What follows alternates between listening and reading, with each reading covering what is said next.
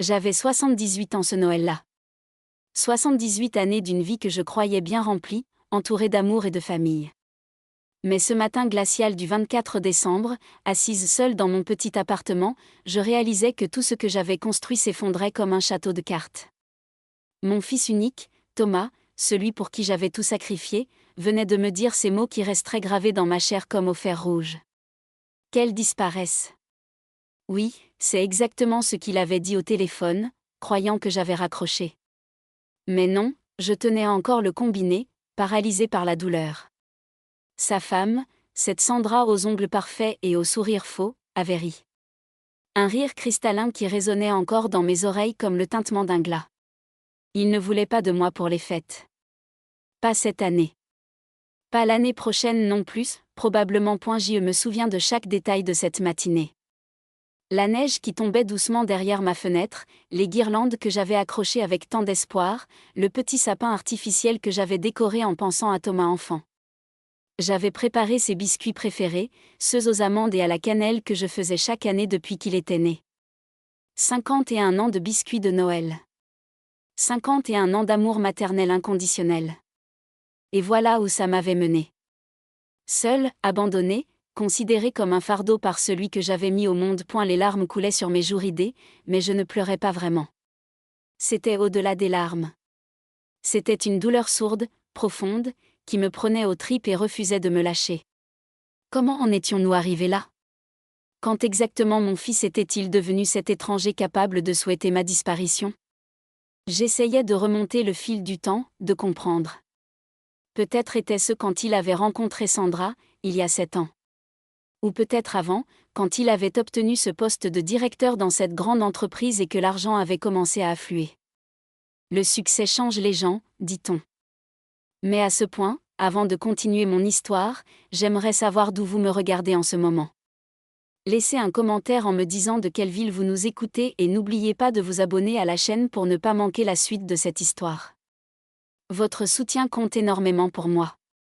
Maintenant, laissez-moi vous raconter comment j'ai décidé de ne pas rester les bras croisés face à cette humiliation. Donc voilà, je restais là, dans mon fauteuil élimé, à fixer ces maudits biscuits qui refroidissaient sur le comptoir. 50 ans que je faisais ce métier de couturière, à me casser le dos sur ma vieille machine Singer, à économiser chaque centime pour que Thomas ne manque de rien. Son père nous avait quittés quand il avait 5 ans. Parti avec sa secrétaire, comme dans les mauvais films. J'avais tout assumé seule. Les nuits blanches quand il était malade, les frais de scolarité dans cette école privée qu'il voulait absolument fréquenter, les cours de tennis, les vacances d'été. Tout. Je m'étais privée de tout. Je portais les mêmes vêtements pendant des années, je ne me permettais jamais un restaurant, jamais un luxe. Tout était pour lui. Et maintenant, qu'elle disparaisse. Ces mots tournaient en boucle dans ma tête comme un disque rayé. J'ai toujours été une femme forte, vous savez. La vie m'avait déjà frappée durement, mais je m'étais toujours relevée. Quand mon mari était parti, j'avais séché mes larmes et j'avais travaillé encore plus dur. Quand ma mère était décédée, j'avais porté mon deuil avec dignité.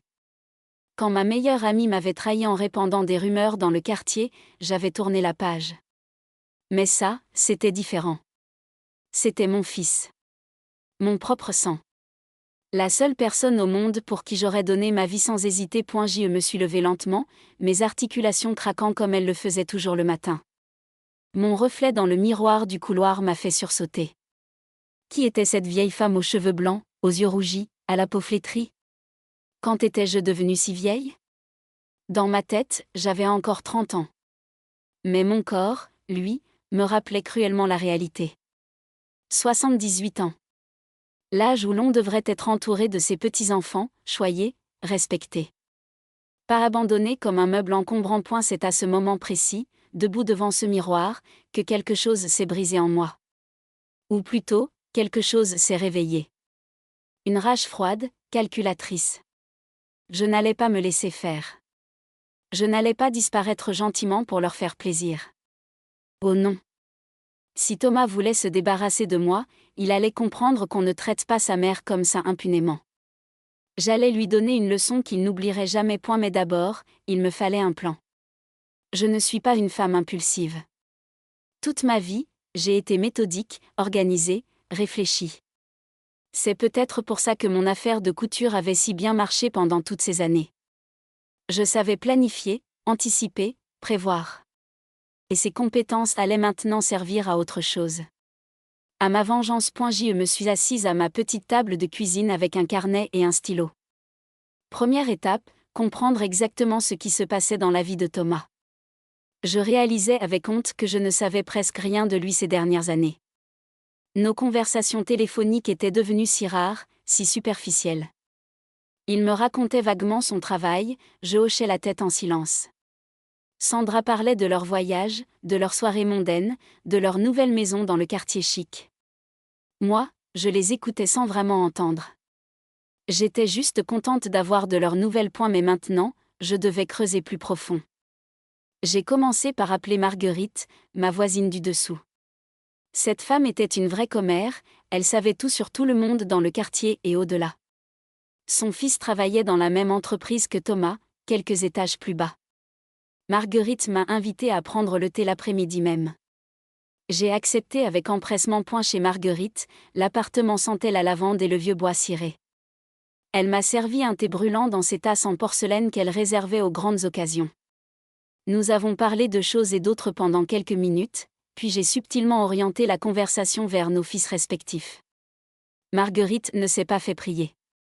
Elle m'a raconté que Thomas était en train de négocier une énorme promotion. Il était sur le point de devenir vice-président de sa division, un poste prestigieux avec un salaire mirobolant. Mais apparemment, l'image comptait beaucoup pour la direction.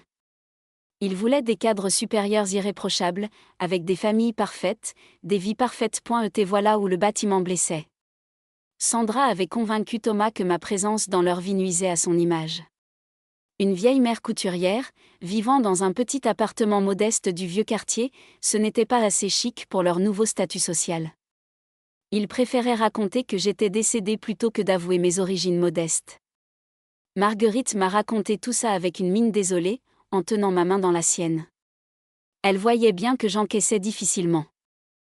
Je suis rentrée chez moi ce soir-là avec une boule dans la gorge, mais aussi avec des informations précieuses. Thomas avait honte de moi. De moi, qui m'étais saignée aux 4 veines pour lui offrir la meilleure éducation possible. De moi, qui avait travaillé jusqu'à l'épuisement pour qu'il ne manque jamais de rien.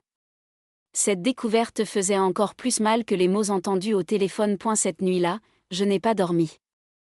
J'ai réfléchi, calculé, planifié. Au petit matin, j'avais mon plan. Il était risqué, il était audacieux, mais il était parfait. J'allais leur montrer qu'on ne se débarrasse pas d'une vieille dame comme moi aussi facilement. J'avais peut-être 78 ans, mais j'avais encore toute ma tête et une volonté de faire. Et la première partie de mon plan consistait à me rendre invisible, à leur donner exactement ce qu'ils voulaient. Je n'allais plus appeler Thomas, plus lui envoyer de messages, plus rien. Il fallait qu'il croie que j'avais compris le message et que je m'effaçais gentiment de sa vie. Ça n'a pas été facile. Chaque jour, j'avais envie de décrocher le téléphone, d'entendre sa voix, même s'il était distant et froid. Mais je tenais bon. 2 semaines sont passées sans aucun contact. Puis 3. Puis un mois entier. Pendant ce temps, je m'activais dans l'ombre. J'ai d'abord contacté Maître Beaumont, un vieil avocat que je connaissais depuis des années. Je l'avais aidé autrefois en retouchant gratuitement le costume de mariage de son fils quand celui-ci avait pris du poids à la dernière minute. Il me devait une faveur et il s'en souvenait.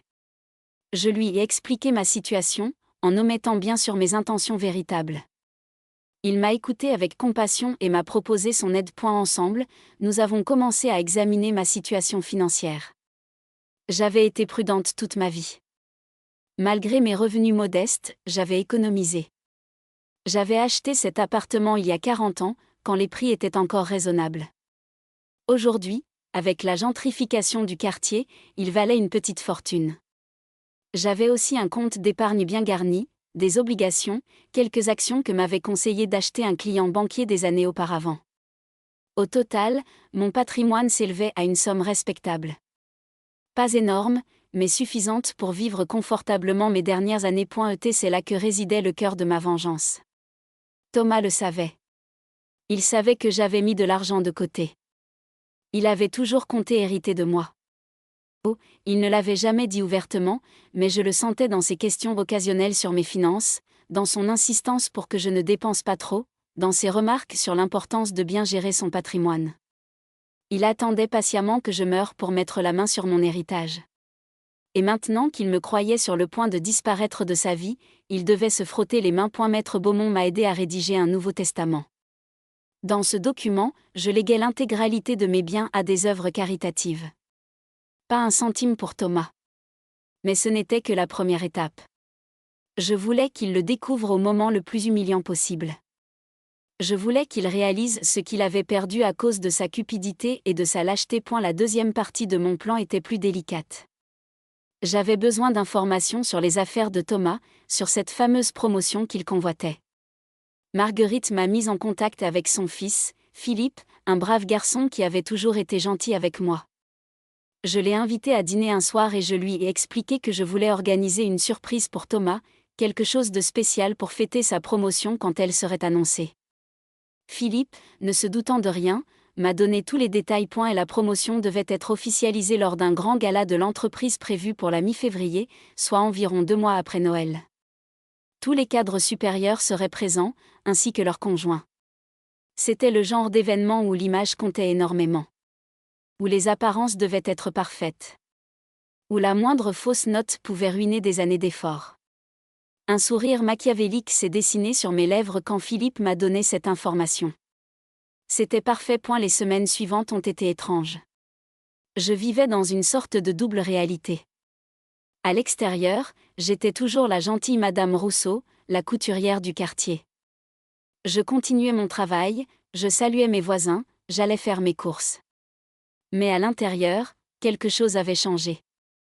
J'étais devenue une autre personne.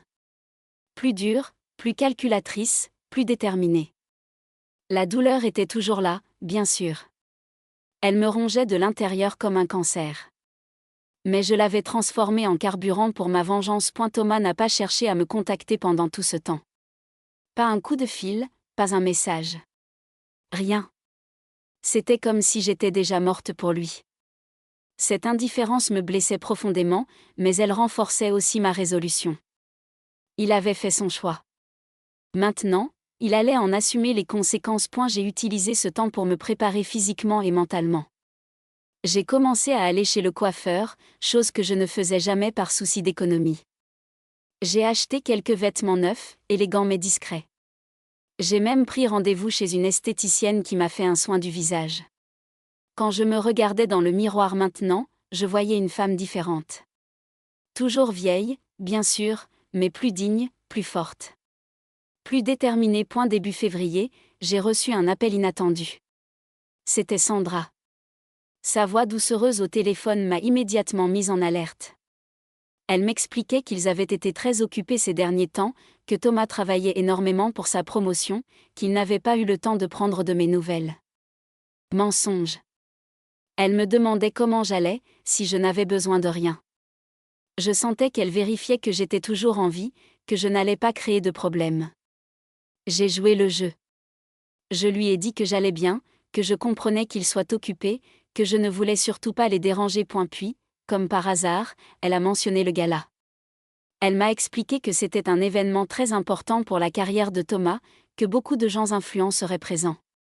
Elle a ajouté, avec cette fausse gentillesse qui me donnait envie de vomir, qu'il préférait y aller seul, que ce n'était pas vraiment le genre d'événement pour les personnes âgées, que je m'y ennuierais. Elle s'attendait à ce que j'acquiesce docilement, comme d'habitude. Mais cette fois, j'ai souri dans le combiné. Je lui ai répondu que je comprenais parfaitement, que bien sûr il devait y aller seul, que c'était leur soirée. J'ai senti son soulagement à travers le téléphone. Elle pensait avoir réussi à m'écarter en douceur. Pauvre idiote. Elle ne savait pas ce qui l'attendait.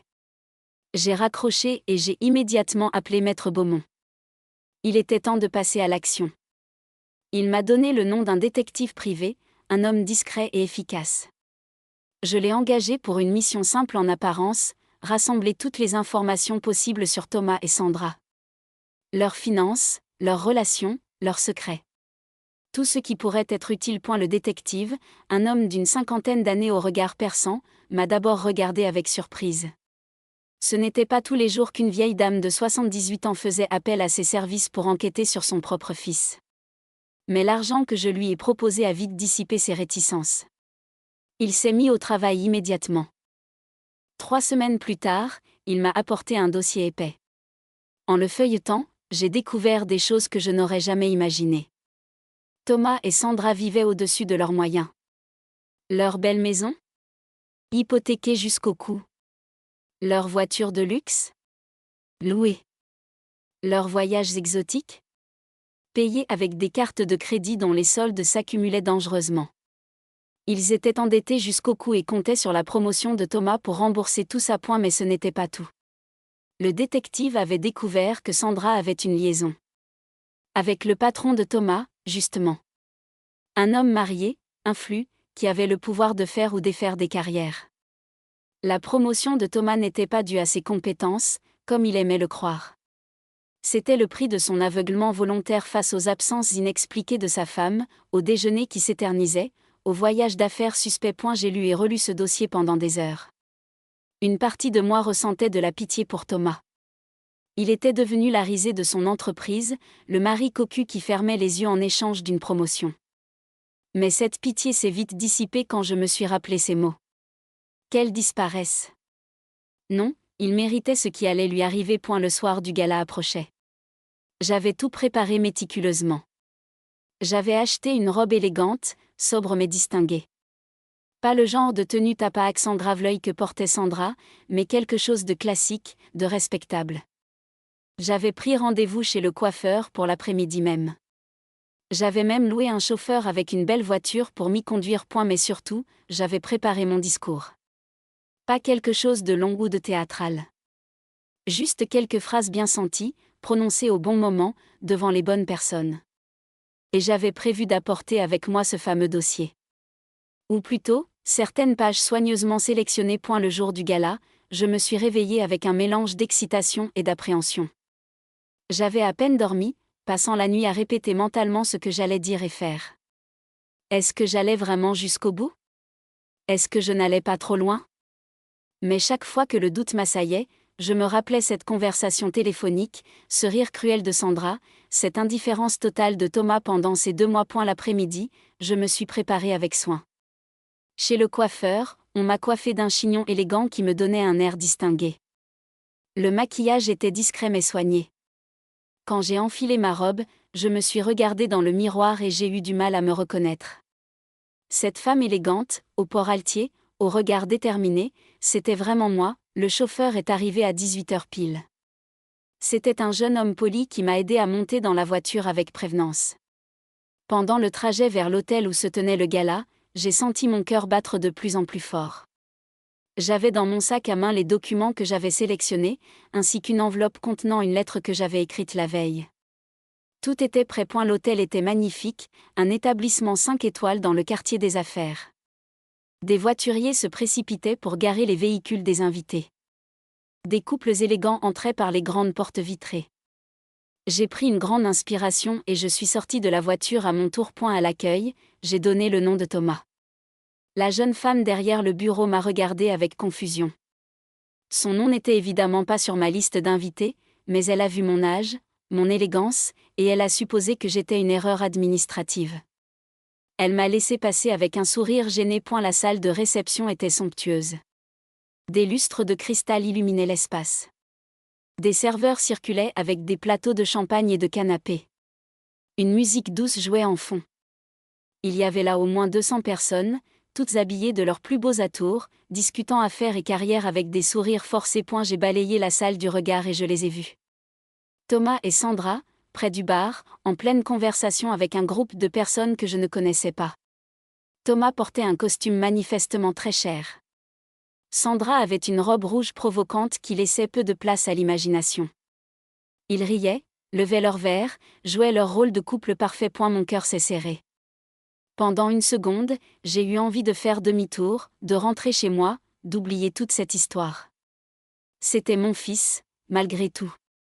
Celui que j'avais bercé dans mes bras, dont j'avais soigné les genoux écorchés, que j'avais consolé lors de ses premiers chagrins d'amour.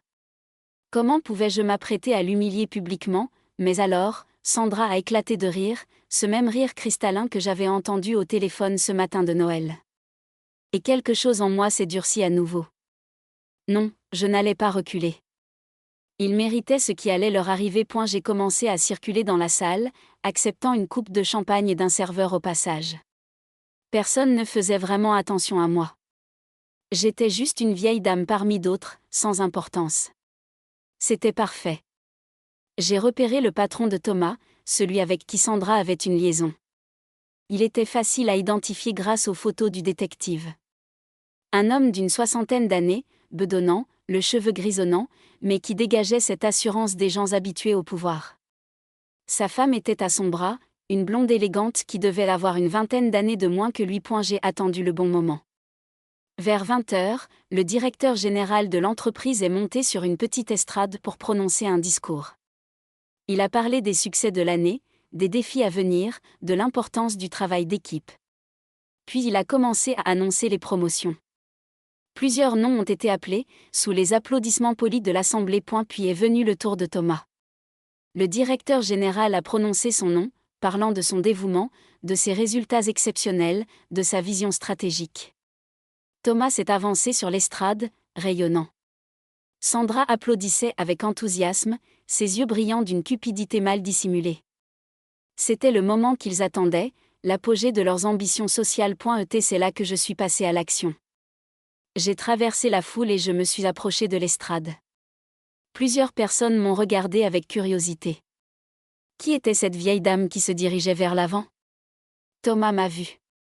Son visage est passé du triomphe à la stupéfaction en une fraction de seconde. La couleur a quitté ses joues. Sandra m'a vu aussi et sa bouche s'est ouverte en un eau parfait de surprise. J'y suis monté sur l'estrade, avec l'aide du directeur général qui pensait que j'étais peut-être la mère d'un autre employé venu féliciter son fils. J'ai saisi le microphone et j'ai souri à l'assemblée. Un silence intrigué s'est installé. Bonsoir à tous, ai-je commencé d'une voix claire. Je m'appelle Marguerite Rousseau. Je suis la mère de Thomas, celui que vous venez d'applaudir. J'ai vu Thomas essayer de m'interrompre, mais le directeur général l'a retenu d'un geste, curieux d'entendre ce que j'allais dire. Je voulais profiter de cette magnifique soirée pour partager quelques réflexions avec vous tous. Vous voyez, Thomas est mon fils unique. Je l'ai élevé seul, après que son père nous ait abandonnés. J'ai travaillé jour et nuit comme couturière pour lui offrir la meilleure éducation possible. Et la salle était suspendue à mes lèvres. J'ai vu Sandra essayer de s'approcher, mais elle aussi a été retenue par la foule qui s'était massée autour de l'estrade. J'ai continué, je me suis privée de tout pour lui.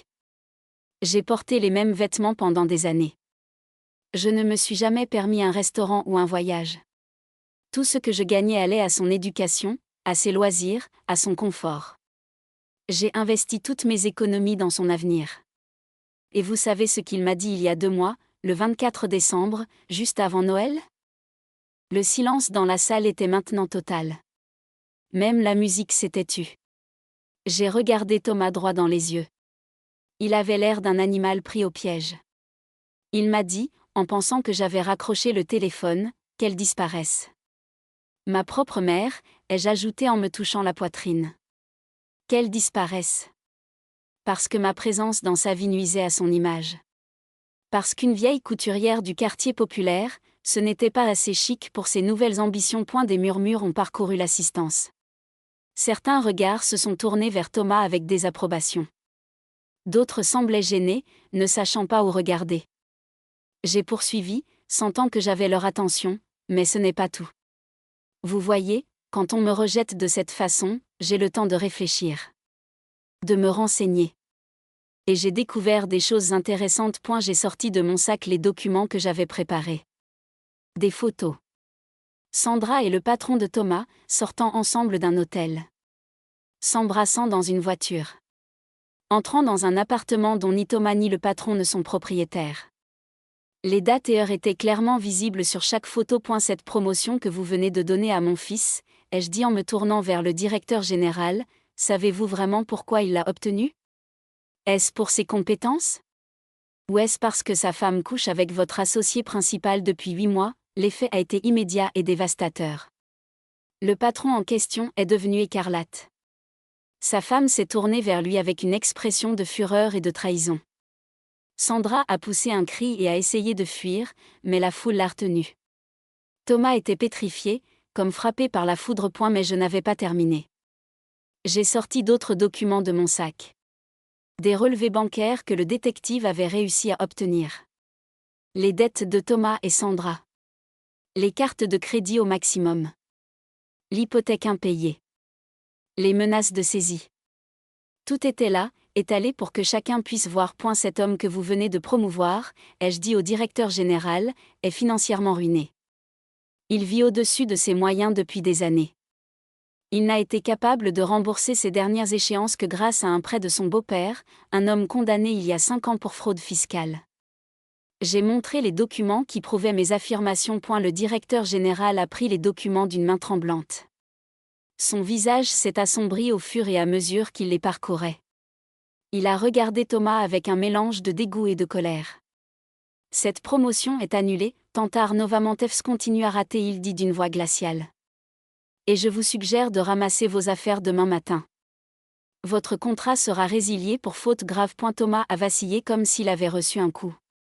Sandra pleurait maintenant, son maquillage coulant sur ses joues. Le patron avec qui elle avait une liaison essayait de s'éclipser discrètement, mais sa femme le tenait fermement par le bras, lui sifflant des mots venimeux à l'oreille. C'était le chaos total. Mais moi, je n'avais pas encore terminé. J'ai sorti de mon sac la lettre que j'avais préparée. Une copie de mon Nouveau Testament. Je l'ai brandie devant Thomas. Et pour que tu saches exactement ce que tu as perdu en souhaitant ma disparition, voici mon testament. J'avais économisé pendant 50 ans. Mon appartement, mes économies, mes placements, tout cela représente plus de 800 000 €. De quoi t'aider à rembourser tes dettes, n'est-ce pas? J'ai vu une lueur d'espoir traverser son regard. Mais je l'ai écrasé immédiatement. Eh bien, tu ne verras jamais un centime de cet argent. Tout ira à des œuvres caritatives. Des refuges pour personnes âgées abandonnées par leur famille. Des associations qui aident les femmes seules à élever leurs enfants. Des organismes qui soutiennent les travailleurs précaires. Tous ceux que toi et ta femme méprisez tant. Thomas s'est effondré. Littéralement. Ses jambes ont cédé sous lui et il est tombé à genoux sur l'estrade. Maman, a-t-il murmuré d'une voix brisée. Maman, je suis désolé. S'il te plaît. Mais quelque chose en moi s'était fermé. Je l'ai regardé, cet homme de 51 ans à genoux devant moi, et je n'ai ressenti aucune pitié. Seulement une immense lassitude. Tu es désolé maintenant, lui ai-je répondu calmement. Désolé d'avoir été démasqué. Désolé d'avoir perdu ta promotion et ton héritage. Mais es-tu désolé de m'avoir rejeté? Es-tu désolé de m'avoir abandonné ce Noël? Es-tu désolé d'avoir eu honte de ta propre mère? Il ne pouvait pas répondre. Parce que nous savions tous les deux la vérité. Il n'était pas désolé de ça. Il était juste désolé des conséquences de ses actes. J'y suis descendu de l'estrade avec dignité, malgré mes vieilles jambes qui tremblaient. La foule s'est écartée devant moi comme la mer Rouge devant Moïse. Certains me regardaient avec admiration, d'autres avec malaise, d'autres encore avec pitié. Mais moi, je gardais la tête haute. J'avais dit ce que j'avais à dire. J'avais obtenu ma vengeance. Le chauffeur m'attendait dehors. Je suis montée dans la voiture et pendant tout le trajet du retour, je suis restée silencieuse, regardant défiler les lumières de la ville. C'était fini. J'avais fait ce que j'avais à faire. Mais pourquoi est-ce que je ne me sentais pas mieux? Pourquoi est-ce que cette victoire avait d'un goût si amer? Arrivé chez moi, j'ai retiré ma belle robe, enlevé mon maquillage, défait MMON chignon. Dans le miroir, j'ai retrouvé la vieille Marguerite, celle de 78 ans, fatiguée, seule. J'ai pleuré cette nuit-là. Pas de colère cette fois, mais de tristesse. Une tristesse profonde, inconsolable. J'avais détruit mon fils. Même s'il le méritait, même s'il m'avait blessé au-delà des mots, j'avais quand même détruit mon propre enfant. Les jours suivants ont été étranges. L'histoire s'est répandue comme une traînée de poudre. Les journaux locaux en ont parlé. Sur les réseaux sociaux, certains me traitaient de héroïne, d'autres de monstre. Des émissions de télévision voulaient m'interviewer. J'ai refusé toutes les sollicitations. Je voulais juste retrouver ma vie tranquille, ma routine, mon anonymat. Thomas a effectivement été licencié. Sandra l'a quitté une semaine plus tard, emportant ce qu'elle pouvait dans des valises précipitées. Elle est retournée vivre chez ses parents.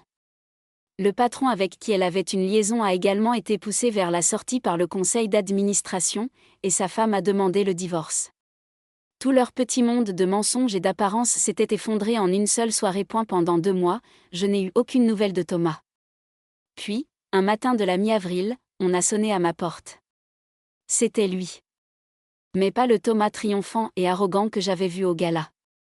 C'était un homme brisé, amaigri, mal rasé. Il portait un jean et un pull élimé que je ne lui avais jamais vu.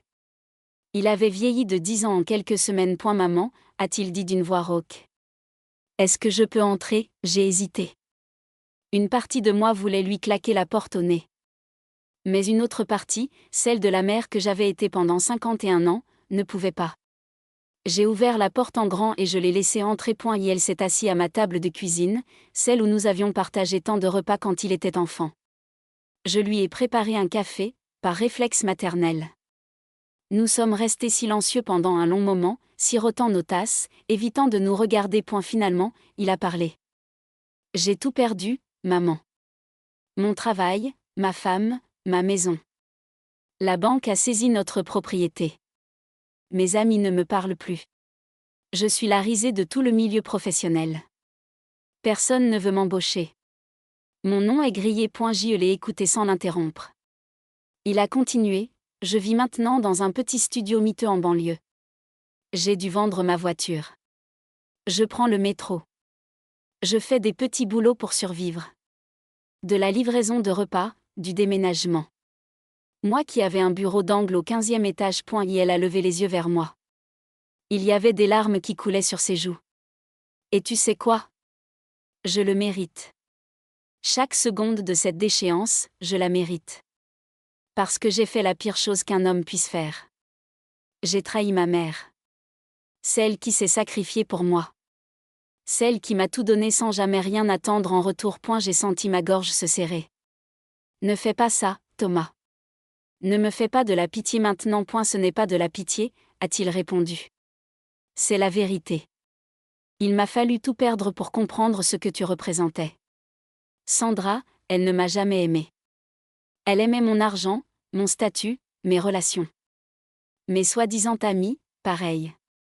Ils m'appréciaient pour ce que je pouvais leur apporter, pas pour qui j'étais. Mais toi, maman, tu m'as aimé quand je n'étais rien. Quand j'étais juste un gamin avec un père absent et pas un sou en poche. Et moi, je t'ai rejeté. Je ne savais pas quoi dire. J'avais attendu ces mots pendant des mois. Mais maintenant qu'ils étaient prononcés, ils sonnaient creux. Comme s'il était trop tard. Comme si quelque chose s'était irrémédiablement brisé entre nous. Pourquoi es-tu venu, Thomas? Ai-je demandé doucement. Et elle a pris une grande inspiration. Pas pour te demander de l'argent. Pas pour que tu changes ton testament. Pas pour que tu me pardonnes même. Je ne mérite pas ton pardon. Je suis venue pour te dire que j'ai compris. Et pour te dire au revoir. Je vais partir loin d'ici. Recommencer ailleurs, où personne ne me connaît. Mais avant, je voulais que tu saches que j'ai compris la leçon. Et que malgré tout ce que j'ai fait, malgré mes erreurs impardonnables, je t'aime, maman. Ces derniers mots ont brisé quelque chose en moi. Toute la colère que j'avais accumulée, toute cette rage qui m'avait soutenue pendant des mois, s'est évaporée d'un coup. J'ai vu à nouveau mon petit garçon devant moi. Celui qui courait dans mes bras quand il tombait. Celui qui me faisait des dessins à l'école. Celui qui me disait qu'il voulait devenir grand et fort pour me protéger. Je me suis levée et je suis allée vers lui. Je l'ai pris dans mes bras, comme je ne l'avais pas fait depuis des années. Il s'est effondré contre moi, sanglotant comme un enfant. Nous sommes restés ainsi pendant longtemps, mère et fils réunis dans la douleur et le regret. Quand il s'est calmé, je l'ai fait asseoir et je l'ai regardé droit dans les yeux. Thomas, ce que tu m'as fait était impardonnable. Tu m'as rejeté, tu as eu honte de moi, tu as voulu que je disparaisse. Ça, je ne l'oublierai jamais. Mais tu es mon fils. Et une mère n'abandonne pas son enfant, même quand cet enfant a été un monstre. J'ai pris sa main dans la mienne. Mon testament reste inchangé. Tu n'hériteras pas de moi. Cette leçon, tu dois la garder. Mais je ne vais pas te laisser partir sans rien. J'ai réfléchi. J'ai de l'argent de côté, en plus de ce qui ira aux associations. De quoi t'aider à redémarrer. Pas beaucoup, juste assez pour prendre un nouveau départ. Pour louer un appartement décent, pour suivre une formation, pour retrouver ta dignité. Thomas a secoué la tête. Non, maman. Je ne peux pas accepter. Pas après ce que j'ai fait. Tu vas accepter, ai-je dit fermement. Non pas parce que tu le mérites, mais parce que je suis ta mère et que c'est mon choix. Mais à une condition. Tu vas reconstruire ta vie loin des apparences, loin de la superficialité. Tu vas retrouver les valeurs que je t'ai enseignées quand tu étais petit. Le travail honnête, l'humilité, la générosité. Et un jour, quand tu auras réussi à redevenir un homme bien, tu aideras quelqu'un d'autre qui en a besoin. Tu transmettras ce que je t'aurai donné. Elle a hoché la tête, incapable de parler. J'ai continué, et tu viendras me voir. Une fois par semaine. On prendra le café ensemble, on parlera de tout et de rien. On reconstruira notre relation. Ça prendra du temps. Des années peut-être.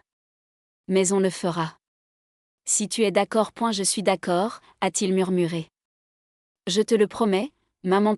Cette fois, j'ai senti qu'il était sincère. Pas comme avant, quand il me promettait de passer me voir et qu'il oubliait. Cette fois, c'était différent. Il avait touché le fond. Il avait tout perdu. Et dans cette perte, il avait retrouvé quelque chose d'essentiel. Son humanité. Les mois qui ont suivi ont été une période de reconstruction. Thomas a trouvé un travail modeste dans une petite entreprise de comptabilité. Rien de prestigieux, mais un travail honnête. Il a emménagé dans un appartement simple mais propre. Il a commencé à fréquenter une association qui aidait les personnes en difficulté. Il donnait de son temps, il écoutait, il aidait. Chaque semaine, il venait prendre le café chez moi. Au début, nos conversations étaient tendues, pleines de silence gêné. Nous ne savions pas comment nous parler, comment réparer ce qui avait été brisé. Mais petit à petit, les choses se sont apaisées. Nous avons commencé à rire à nouveau. À partager des souvenirs. À construire de nouveaux moments ensemble. J'ai appris à le connaître d'une nouvelle façon. Non plus comme le fils ambitieux et arrogant qu'il était devenu, mais comme l'homme qu'il était en train de redevenir. Un homme plus humble, plus conscient de ses erreurs, plus attentif aux autres. Il me parlait des gens qu'il rencontrait à l'association, de leurs histoires, de leurs luttes. Je voyais dans ses yeux qu'il comprenait maintenant ce que signifiait vraiment la valeur d'une personne. Un jour, environ un an après le gala, il m'a annoncé qu'il avait rencontré quelqu'un. Une femme nommée Claire, infirmière dans un hôpital public. Elle n'avait rien de la sophistication artificielle de Sandra. Elle était simple, authentique, travailleuse. Elle aimait Thomas pour ce qu'il était vraiment, pas pour ce qu'il possédait ou le statut qu'il pouvait lui offrir. Quand il me l'a présentée, j'ai tout de suite su qu'elle était différente. Elle m'a serré dans ses bras avec chaleur, elle s'est intéressée sincèrement à ma vie, à mon travail de couturière. Elle m'a demandé de lui apprendre quelques points de couture. Nous avons passé plusieurs après-midi ensemble, elle et moi, penchés sur ma vieille machine Singer, pendant qu'elle apprenait à réparer les ourlets de ses pantalons d'infirmière. Thomas la regardait avec une tendresse que je ne lui avais jamais vue avec Sandra. C'était l'amour véritable, celui qui se construit dans la durée, pas celui qui brille d'un éclat superficiel avant de s'éteindre. Je savais qu'avec Claire, mon fils avait enfin trouvé quelqu'un qui le rendrait meilleur, pas quelqu'un qui l'entraînerait vers le bas. Ils se sont mariés discrètement 2 ans après leur rencontre. Une petite cérémonie à la mairie, suivie d'un repas simple dans un restaurant du quartier. Rien à voir avec le mariage grandiose que Thomas avait eu avec Sandra, avec ses 300 invités et son château loué pour l'occasion. Mais cette fois, c'était authentique. Les gens présents étaient là par affection véritable, pas par obligation sociale. J'ai pleuré en voyant mon fils dire oui à Claire. Mais c'était des larmes de joie, pas de tristesse. Il avait fallu qu'il perde tout pour tout gagner. Il avait fallu qu'il touche le fond pour remonter vers la lumière. Et d'une certaine façon, ma vengeance avait été sa salvation. Bien sûr, je n'ai jamais changé mon testament. L'argent que j'avais mis de côté irait toujours aux associations que j'avais choisies. Thomas le savait et il l'acceptait. Il me disait souvent que c'était juste, que c'était ce qu'il méritait.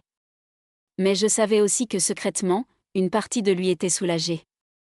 Soulagé de ne pas avoir le fardeau de cet héritage, soulagé de construire sa vie par lui-même, avec ses propres efforts. Un soir, alors que nous étions tous les trois chez moi, Claire, Thomas et moi, à partager un dîner simple, Claire m'a posé une question. Est-ce que tu regrettes ce que tu as fait ce soir-là ? Au gala, j'ai réfléchi longuement avant de répondre. C'était une question que je m'étais posée moi-même d'innombrables fois. Est-ce que j'avais eu raison d'humilier publiquement mon fils ? Est-ce que j'avais été trop loin ? Est-ce qu'il existait une autre façon de gérer la situation ? Je ne regrette pas de lui avoir tenu tête, ai-je finalement répondu. Je ne regrette pas de lui avoir montré les conséquences de ses actes. Mais peut-être que j'aurais pu le faire différemment. De façon plus privée. Sans détruire complètement sa vie professionnelle. J'ai regardé Thomas qui m'écoutait attentivement.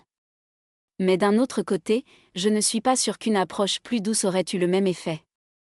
Parfois, il faut toucher le fond pour comprendre vraiment où on en est. Thomas a pris ma main. Maman, tu as fait ce qu'il fallait faire. J'étais devenue quelqu'un de terrible. Quelqu'un que je ne reconnais même plus aujourd'hui. J'avais perdu toutes mes valeurs, toute mon humanité. Si tu ne m'avais pas arrêté de cette façon brutale, je serais peut-être allée encore plus loin dans ma déchéance morale.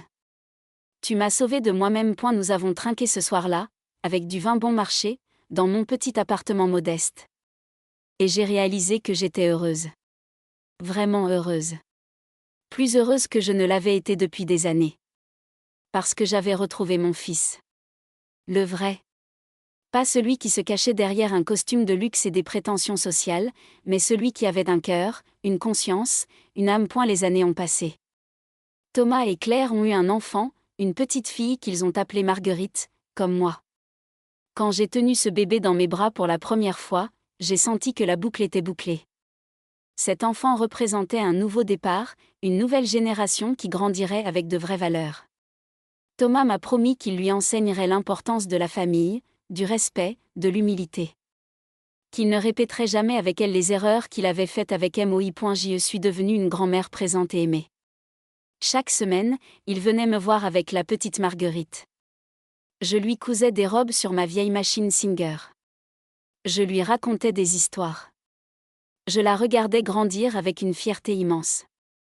Elle avait les yeux de Thomas enfant, cette curiosité innocente, cette joie de vivre. Un jour, alors que je gardais la petite Marguerite pendant que ses parents travaillaient, elle m'a demandé de lui raconter une histoire. Elle avait 5 ans à l'époque. Je l'ai installée sur mes genoux, comme je le faisais autrefois avec Thomas, et j'ai commencé à lui raconter l'histoire d'une vieille dame qui avait appris à son fils une leçon importante. Je l'ai adaptée, bien sûr, pour qu'elle soit appropriée à son âge. Mais le message était là. L'importance de la famille. Le respect des anciens. La valeur de l'humilité. La petite Marguerite m'a écoutée avec attention. À la fin, elle m'a demandé, « Et le fils, il a compris la leçon, mamie ?» « Oui, ma chérie », ai-je répondu en caressant ses cheveux. Il a compris. Et maintenant, c'est un homme bien. Comme ton papa. Elle a souri et s'est blottie contre moi. Je suis contente que tu sois ma mamie, a-t-elle murmuré. Ces mots simples d'une enfant de 5 ans m'ont rempli d'une émotion indescriptible. Toute la douleur, toute la colère, toute la vengeance, tout ça avait mené à ce moment. À cette petite fille dans mes bras qui m'aimait et me respectait. C'était peut-être ça, finalement, la vraie vengeance. Non pas détruire, mais reconstruire. Non pas punir, mais enseigner. Non pas abandonner, mais persévérer. Thomas a continué à progresser dans sa vie professionnelle. Il n'est jamais redevenu le cadre supérieur qu'il était avant. Mais il est devenu chef comptable dans sa petite entreprise. Un poste honnête, avec un salaire correct. Suffisant pour vivre confortablement sans extravagance. Ils ont acheté une petite maison en banlieue, avec un jardin où la petite Marguerite pouvait jouer. Une vie simple, mais riche de sens. Claire et lui formaient un couple solide. Je les voyais se soutenir mutuellement, s'encourager, se respecter. C'était beau à voir. Parfois, en les observant, je me disais que si tout ce cauchemar avec Sandra et la promotion ratée n'était pas arrivé, Thomas ne serait jamais devenu l'homme qu'il était aujourd'hui. Il serait resté ce personnage superficiel, obsédé par les apparences et le statut social. Un jour, environ 5 ans après le gala, Thomas est venu me voir seul. Il avait quelque chose à me dire, m'a-t-il annoncé. Nous nous sommes assis à ma table de cuisine, comme toujours. Il a sorti de sa poche une enveloppe. Qu'est-ce que c'est ?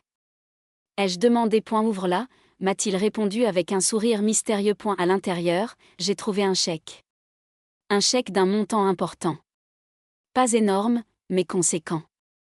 Thomas m'a expliqué, Claire et moi, on a économisé pendant ces 5 dernières années. On vivait frugalement, on mettait de l'argent de côté chaque mois. On voulait te rembourser ce que tu m'as donné pour mon nouveau départ. Avec les intérêts. J'ai secoué la tête. Thomas, je t'ai dit que c'était un cadeau, pas un prêt. Je sais, maman. Mais j'ai besoin de le faire. Pour moi. Pour prouver que je peux être l'homme que tu mérites comme fils. S'il te plaît, accepte-le. J'ai regardé ce chèque, puis j'ai regardé mon fils. Il y avait dans ses yeux une détermination, une fierté. Pas l'orgueil arrogant d'autrefois, mais la fierté légitime de quelqu'un qui a travaillé dur pour tenir ses promesses. J'ai compris que refuser serait lui enlever cette victoire personnelle dont il avait besoin. D'accord, ai-je dit. Mais à une condition.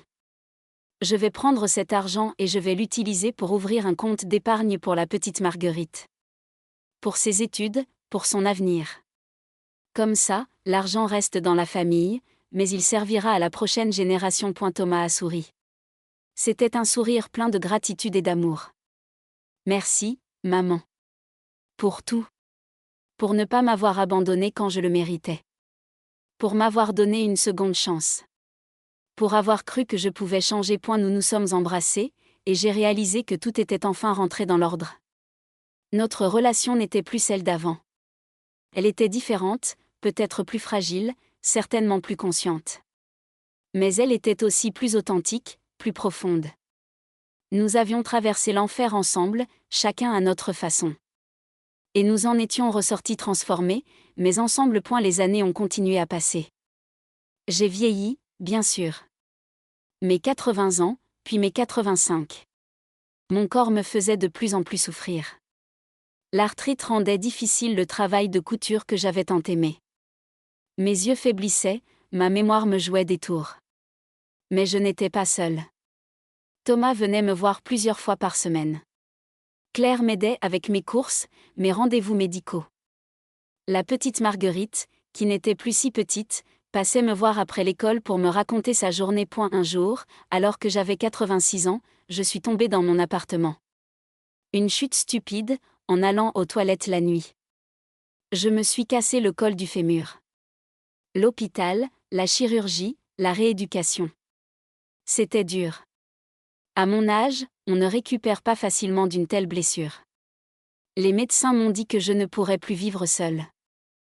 Thomas et Claire ont alors pris une décision. Ils ont transformé le rez-de-chaussée de leur maison en petit appartement pour moi.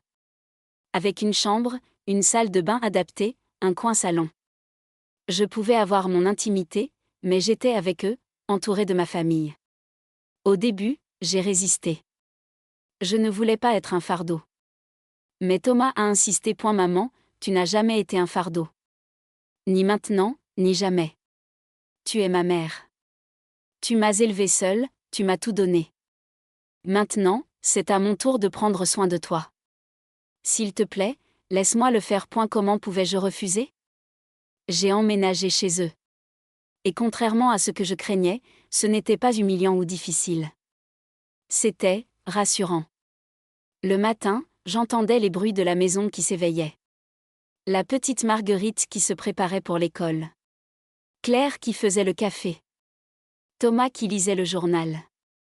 J'avais ma propre entrée, mon propre espace, mais je faisais partie de leur vie quotidienne. Le soir, nous dînions souvent ensemble. Marguerite me racontait ses cours, ses amis, ses rêves. Elle voulait devenir enseignante, pour aider les enfants à apprendre et à grandir. Thomas et Claire me consultaient sur les petites et grandes décisions familiales. Je me sentais utile, respectée, aimée. Un soir, environ 1 an après mon emménagement chez eux, Thomas et moi nous sommes retrouvés seuls dans le salon. Claire était sortie avec des amis, Marguerite dormait chez une camarade. Nous avons parlé tard dans la nuit, de tout et de rien. De sa vie, de la mienne, du passé, de l'avenir. Tu sais, maman, m'a-t-il dit à un moment, je repense souvent à cette soirée du gala. À ce que tu as fait. Sur le coup, je t'ai détesté. Je pensais que tu m'avais détruit par méchanceté, par vengeance pure. Mais maintenant, avec le recul, je comprends que tu m'as sauvé. Je l'ai regardé sans rien dire, le laissant continuer. Si tu n'avais pas fait ça, j'aurais continué sur cette voie. Je serais devenu quelqu'un d'encore pire. J'aurais peut-être fini par faire quelque chose d'illégal pour maintenir mon train de vie. Ou j'aurais perdu toute mon humanité à force de vivre dans ce monde d'apparence et de faux-semblants. Tu m'as arrêté net. Tu m'as obligé à regarder en face ce que j'étais devenu. Et ça m'a donné la chance de changer. Thomas, ai-je dit doucement, j'ai fait ce que j'ai pensé être juste à ce moment-là. Était-ce la meilleure façon? Je ne sais pas. Mais je sais que tu as su saisir cette opportunité de changement. Beaucoup d'hommes dans ta situation auraient sombré dans l'amertume et la rancœur. Toi, tu as choisi de te relever et de devenir meilleur. C'est ton mérite, pas le mien. Non, maman. C'est grâce à toi. Grâce aux valeurs que tu m'as inculquées quand j'étais petit. Elles étaient toujours là, enfouies sous des couches de superficialité et d'arrogance. Mais elles étaient là. Et quand tout s'est effondré, c'est vers elles que je me suis tournée. Vers toi. Nous sommes restés silencieux un moment, côte à côte sur le canapé.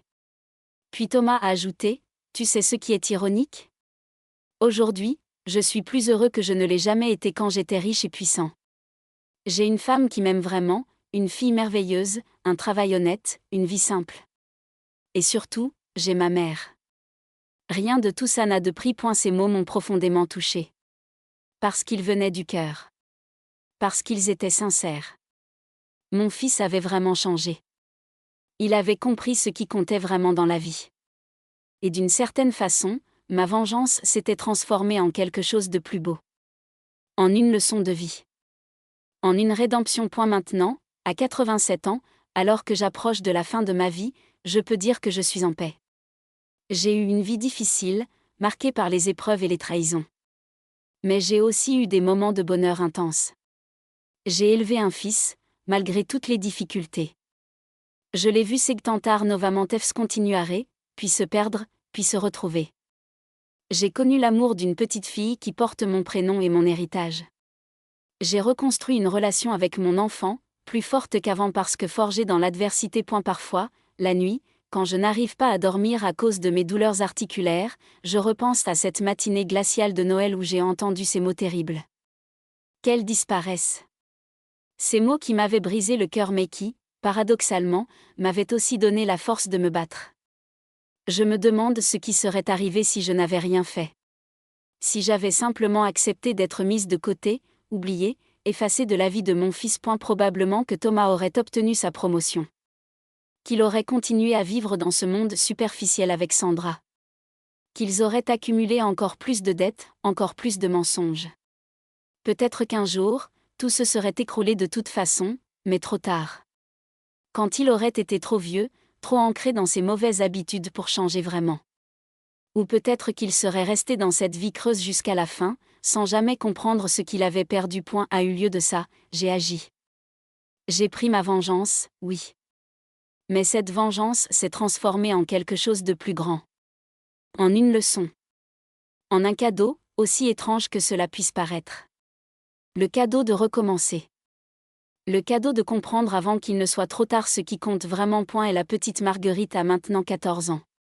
C'est une adolescente brillante, sensible, attentionnée. Elle vient souvent s'asseoir avec moi dans mon petit appartement au rez-de-chaussée. Elle me pose des questions sur ma vie, sur mon enfance, sur l'époque où j'élevais son père. Elle veut tout savoir. Je lui raconte mes souvenirs, même les plus douloureux.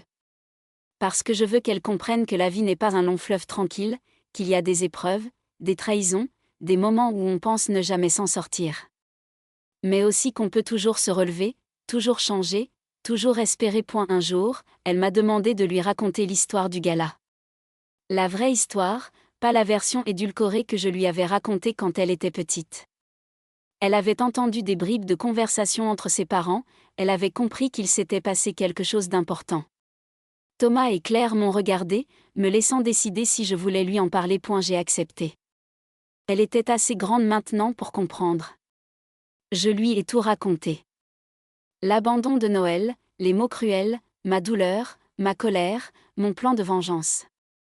Le gala, les révélations publiques, l'effondrement de la vie de son père. La reconstruction qui avait suivi. Je n'ai rien caché, ni embelli. Marguerite m'a écouté en silence, ses grands yeux fixés sur moi. Quand j'ai terminé, elle est restée silencieuse pendant un long moment. Puis elle m'a demandé, « Mamie, tu as fait tout ça parce que tu aimais papa ?» La question m'a surprise. J'ai réfléchi avant de répondre. Oui, ai-je finalement dit. D'une certaine façon, oui. Parce que si je ne l'avais pas aimé, je l'aurais simplement effacé de ma vie. Je ne me serais pas donné la peine de lui donner une leçon.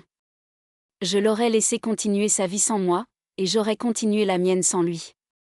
Mais je l'aimais trop pour ça. Je voulais qu'il comprenne. Je voulais qu'il change. Même si pour ça, je devais le faire souffrir. Marguerite a hoché la tête lentement.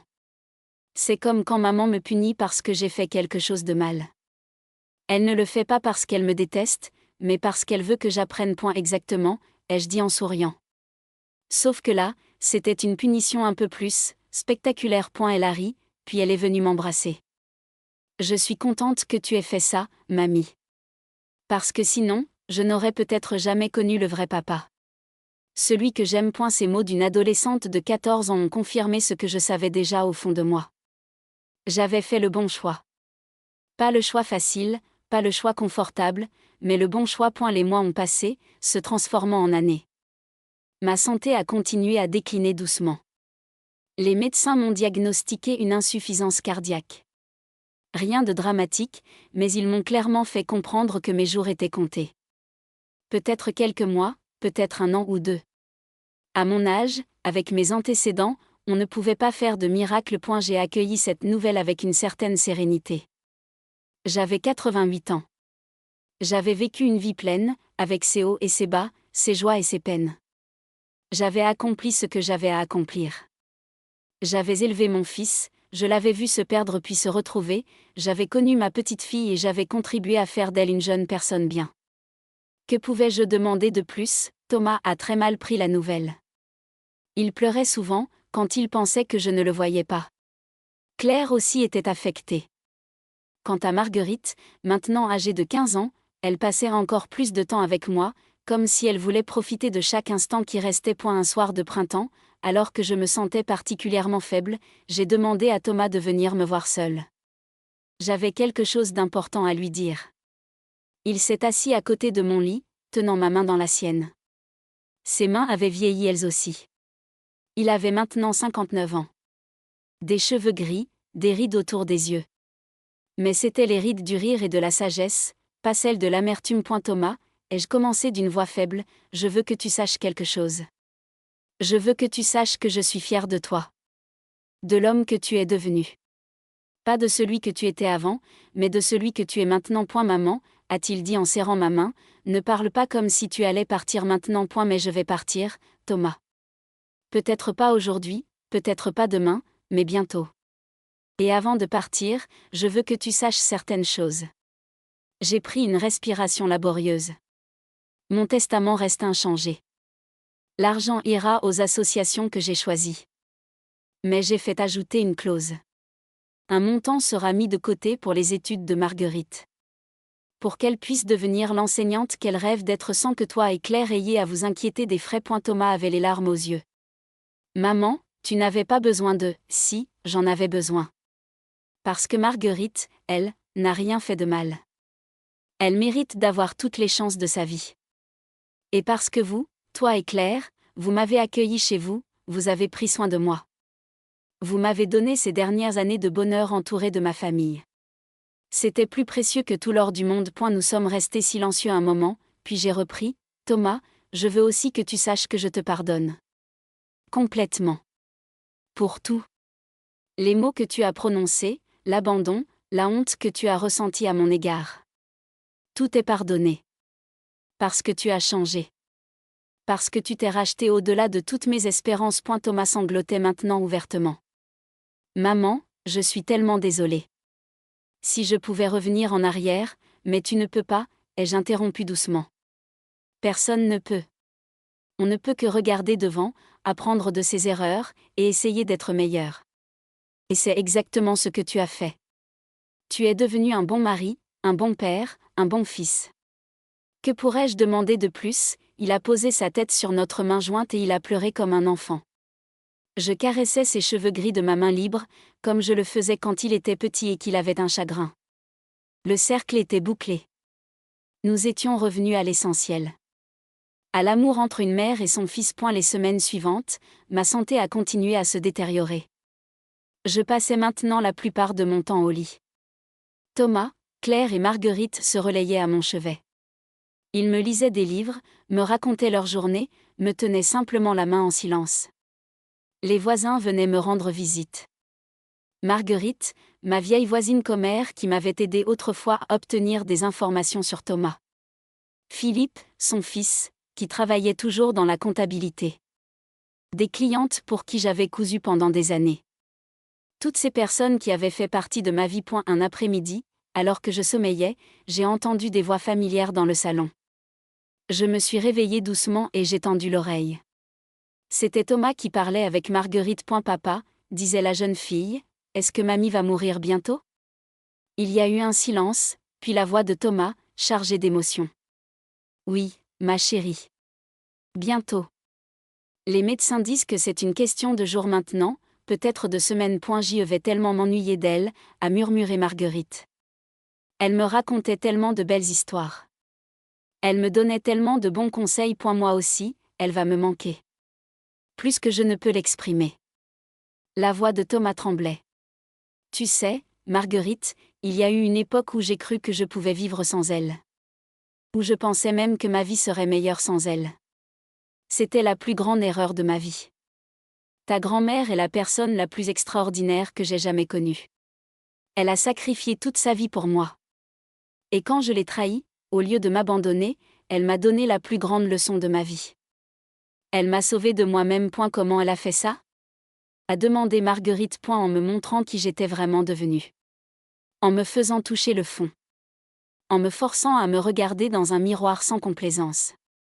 C'était cruel et douloureux, mais c'était nécessaire. Et ensuite, quand j'étais au plus bas, elle m'a tendu la main. Elle m'a donné une chance de me racheter. Pas tout le monde aurait fait ça pour son enfant. Certains parents auraient simplement coupé les ponts définitivement. Je l'aime tellement, papa, a dit Marguerite d'une petite voix. Moi aussi, ma chérie. Moi aussi. J'ai fermé les yeux, des larmes coulant silencieusement sur mes joues. J'avais réussi. Non seulement j'avais récupéré mon fils, mais j'avais aussi transmis à ma petite fille les valeurs qui comptaient vraiment. L'amour, le pardon, la seconde chance. Mon héritage ne serait pas l'argent que je laissais aux associations, aussi important soit-il. Mon véritable héritage serait cette famille reconstituée, plus forte qu'avant parce qu'elle avait survécu à l'épreuve du feu. Une nuit, environ 2 semaines plus tard, je me suis réveillée avec une douleur intense dans la poitrine. J'ai essayé d'appeler, mais ma voix ne sortait pas. J'ai réussi à presser le bouton d'alarme que Thomas avait installé à côté de mon lit. En quelques secondes, il était là, suivi de Claire. Ils ont appelé l'ambulance, mais nous savions tous que c'était la fin. À l'hôpital, les médecins ont fait ce qu'ils pouvaient, mais mon cœur fatigué avait décidé que c'était assez. Thomas, Claire et Marguerite étaient à mon chevet. Maître Beaumont était venu aussi, fidèle jusqu'au bout. Même Marguerite la voisine était là, avec son fils Philippe. Je les regardais tous, ces visages que j'aimais, et je me sentais en paix. J'avais vécu ma vie comme je l'entendais. J'avais connu l'amour, la trahison, la vengeance, le pardon. J'avais été forte quand il le fallait, impitoyable quand c'était nécessaire, tendre quand c'était approprié. J'avais été humaine, avec mes qualités et mes défauts. Thomas tenait ma main, pleurant silencieusement. Je te promets, maman, murmurait-il, je te promets de continuer à être l'homme que tu voulais que je sois. Je promets d'élever Marguerite avec les valeurs que tu m'as enseignées. Je promets de ne jamais oublier les leçons que tu m'as données. J'ai essayé de sourire. C'était difficile. Chaque respiration était un effort. Je suis fière de toi, ai-je réussi à articuler. Tu es mon fils, et je t'aime. Je t'aime aussi, maman. Tellement. Merci. Merci pour tout. Merci de ne jamais avoir abandonné. Merci de m'avoir sauvé. Marguerite s'est approchée, tenant mon autre main. Merci, mamie, pour toutes les histoires, pour tous les conseils, pour tout l'amour. Je ne t'oublierai jamais. Jamais. Je les ai regardés tous les trois, ma famille. Mon fils qui avait tant changé. Ma belle-fille qui l'avait aidé à devenir meilleure. Ma petite-fille qui portait mon nom et mon espoir pour l'avenir. Et j'ai su que tout allait bien se passer pour eux. Ils avaient appris les leçons importantes. Ils savaient ce qui comptait vraiment. Et ma vision commençait à se troubler. Les sons devenaient lointains. Je sentais que je m'en allais doucement. Mais je n'avais pas peur. J'avais vécu pleinement, j'avais aimé profondément, j'avais pardonné sincèrement. Que pouvait-on demander de plus à une vie? Mes dernières pensées ont été pour Thomas. Pour le petit garçon qu'il avait été, plein de rêves et d'innocence. Pour l'homme égaré qu'il était devenu, perdu dans un monde de superficialité. Et pour l'homme bien qu'il était redevenu, grâce à cette terrible épreuve que je lui avais imposée. Ma vengeance avait été sa rédemption. Ma cruauté avait été mon plus grand acte d'amour. Et alors que la lumière s'éteignait doucement, j'ai senti une immense paix m'envahir. J'avais accompli ma mission sur cette terre. J'avais élevé un fils, je l'avais perdu, je l'avais récupéré, et je l'avais vu devenir un homme dont je pouvais être fière. Rien d'autre n'importait. Je suis partie entourée d'amour, après une vie tumultueuse mais bien remplie. Et quelque part, je savais que mon histoire continuerait. Dans le cœur de Thomas, dans les actions de Claire, dans les rêves de Marguerite. Mon héritage ne serait pas l'argent dans un compte en banque, mais les valeurs que j'avais réussi à transmettre à travers les épreuves, les larmes et finalement, le pardon. C'était ça, finalement, la vraie histoire de cette vieille dame de 78 ans qui avait été abandonnée par son fils à Noël. Une histoire de douleur transformée en force, de trahison transformée en leçon, de vengeance transformée en amour. Une histoire qui prouvait qu'il n'est jamais trop tard pour changer, qu'il n'y a pas de situation irrémédiable, et que l'amour d'une mère, même blessée, même humiliée, reste éternel. Voilà, c'était mon histoire. L'histoire de Marguerite Rousseau, couturière, mère, grand-mère. Une femme ordinaire qui avait vécu une vie extraordinaire. Une femme qui avait refusé de disparaître quand on le lui avait demandé, et qui avait transformé cette demande cruelle en opportunité de sauver son fils de lui-même. Et si c'était à refaire ? Si je pouvais revenir en arrière à cette matinée glaciale de Noël où j'avais entendu ces mots terribles ? Est-ce que je ferais différemment ? Honnêtement, je ne sais pas. Peut-être que j'aurais agi avec moins de spectacle, moins de cruauté publique. Mais l'essence de ma réaction, le refus d'accepter passivement d'être effacé, la détermination à donner une leçon à mon fils, tout cela, je le referais sans hésiter. Parce qu'au final, nous n'étions pas des victimes passives de nos destins. Nous avions le pouvoir de changer les choses, de nous battre, de refuser l'inacceptable. J'avais été abandonnée, rejetée, humiliée. Mais je ne m'étais pas laissé faire. J'avais riposté. Et cette riposte, aussi douloureuse soit-elle, avait sauvé mon fils et notre relation. C'était ça, le message que je voulais laisser. Aux personnes âgées qui se sentent mises de côté par leurs enfants. Aux parents qui souffrent de l'ingratitude de leurs descendants. À tous ceux qui pensent qu'ils sont trop vieux, trop faibles, trop insignifiants pour se faire respecter. Vous n'êtes jamais trop vieux pour vous battre. Vous n'êtes jamais trop faible pour exiger le respect. Vous n'êtes jamais insignifiant. Votre vie a de la valeur. Vos sacrifices comptent. Et si quelqu'un, même votre propre enfant, essaie de vous faire disparaître, vous avez le droit de refuser. Vous avez le droit de vous battre. Et parfois, cette bataille, aussi difficile soit-elle, est le plus grand cadeau que vous puissiez faire à cette personne. Parce que certaines leçons ne peuvent être apprises que dans la douleur. Certaines vérités ne peuvent être comprises que lorsqu'on a tout perdu. Et parfois, l'acte le plus aimant qu'un parent puisse faire est de laisser son enfant tomber, pour qu'il apprenne à se relever par lui-même. C'était ça, ma vengeance. Non pas la destruction de mon fils, mais sa reconstruction. Non pas la fin de notre relation, mais son renouveau sur des bases plus saines. Non pas la haine, mais l'amour sous une forme différente, plus exigeante, plus vrai. Si au final, dans mes derniers instants, j'étais entourée d'amour plutôt que de solitude, si mon fils pleurait ma mort plutôt que de se réjouir de ma disparition, si ma petite fille gardait de moi un souvenir aimant plutôt qu'une absence, alors tout avait valu la peine. Même la douleur. Même l'humiliation. Même la vengeance. Tout avait mené à ce moment final où je pouvais partir en paix, sachant que j'avais bien fait mon travail de mère. Jusqu'au bout. Sans jamais abandonner. Même quand il aurait été plus facile de le faire. C'était ça, l'histoire de Marguerite Rousseau. Une histoire de courage, de détermination, et finalement, d'amour inconditionnel. Une histoire qui prouvait que même à 78 ans, on pouvait encore changer le cours de sa vie et celle de ses proches. Qu'il n'était jamais trop tard pour se battre. Et que parfois, la vengeance et l'amour n'étaient que les deux faces d'une même pièce.